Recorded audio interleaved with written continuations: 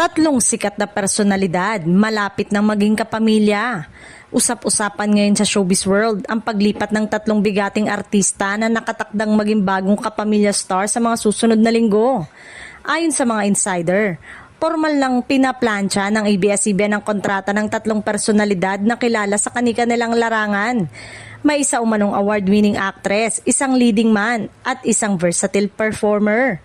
Bagamat hindi pa inanunsyo ng network ang kanilang mga pangalan, kumpirmadong may malalaking proyekto na agad na nakaabang para sa kanila sa ilalim ng Dreamscape Entertainment at Star Magic.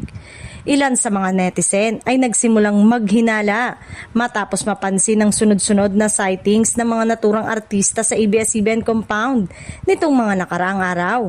May mga nakakita rin daw sa ilan sa kanila na may kasamang mga top executive ng network.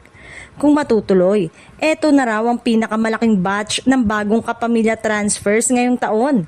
Isang hakbang na magpapalakas pa sa lineup ng ABS-CBN sa larangan ng teleserye, pelikula at variety entertainment. Patuloy na naghihintay ang mga fans sa opisyal na kumpirmasyon, ngunit isa lang ang sigurado, mas magiging matindi ang bakbaka ng mga TV network ngayon. May tatlong bagong bituin na lilipat sa Kapamilya Network.